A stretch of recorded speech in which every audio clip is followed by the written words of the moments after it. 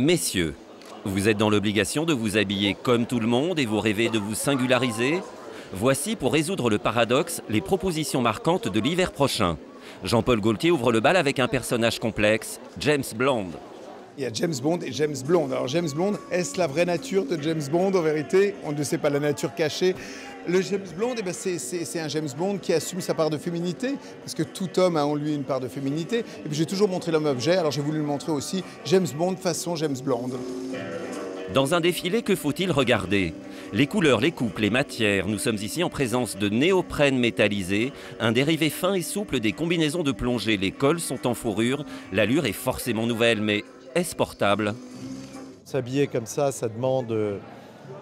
c'est pas pour n'importe qui, sauf que la rue, quelque part, sent et s'approprie et est touchée par ces allures nouvelles et cette créativité. Vous savez, les jeunes ont besoin de renouvellement.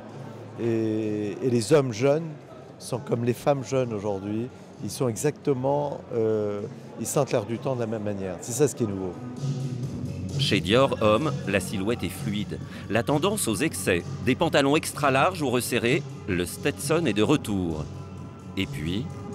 des manteaux, des trenches, des cabans, qui sont tous des grands classiques du vestiaire homme, mais traités en double face cachemire, donc très fluide, sans entoilage, sans épaulettes et tout ça. Vraiment juste des volumes, des jolies matières et beaucoup de confort. Chris Van Ache dessine aussi pour sa propre marque. Son objectif? Rassurer les jeunes adultes. Ils ont eu leur rêve, ils allaient tous devenir pop star ou rock star ou acteur, je sais pas quoi.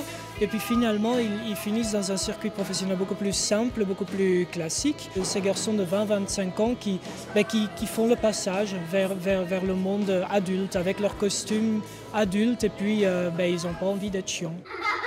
Pour éviter cet inconvénient, Louis Vuitton creuse le sillon du streetwear. De luxe, bien sûr. Jouer dans la contrainte est inscrit dans l'ADN de la marque. Je pense qu'il y avait une variété immense dans une palette très resserrée. Et je pense particulièrement pour moi, en ce moment même, que c'est vraiment ce que je préfère.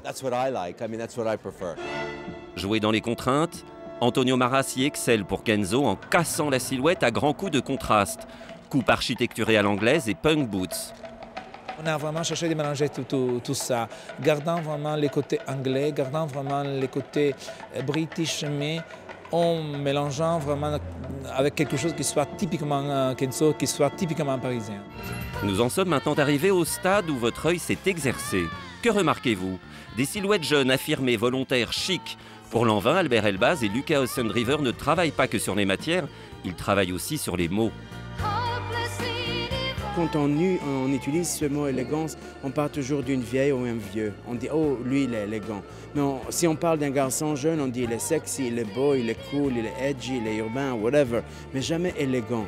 Et là, c'était une sorte d'exercice pour voir est-ce que l'élégance peut exister aussi dans cette sorte de nouvelle génération. L'élégance ne peut naître que de la maîtrise parfaite de l'outil. Arnis, tailleur parisien depuis 1947, joue une partition classique, en modifie délicatement les codes, affirme sa modernité.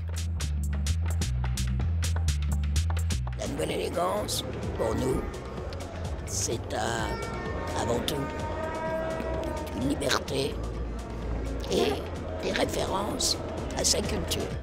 La veste forestière et ses interprétations restent l'un de leurs grands crus. Quelle relation tissent-ils avec leurs clients? Dans les 50 dernières années, on a eu la totalité du théâtre, des arts, de la littérature, de la philosophie, qui sont venus s'habiller chez nous et qui nous ont appris et nous ont donné et ont participé à l'éclosion de notre propre style et de notre goût. Voilà. Bel exemple du fameux dialogue entre créateur et créature. Véronique Nichanian pour Hermès propose des vêtements stricts, mais d'une fabrication légère. Une grande variation autour de la veste. Voilà, un jeu sur les proportions, les matières, et puis toujours ce côté que j'aime bien de vêtements qui ont multifonctions, des choses détachables, parce que les vêtements doivent avoir comme nous plusieurs vies, plusieurs façons d'évoluer. Une définition qui convient parfaitement à Dries Van Noten.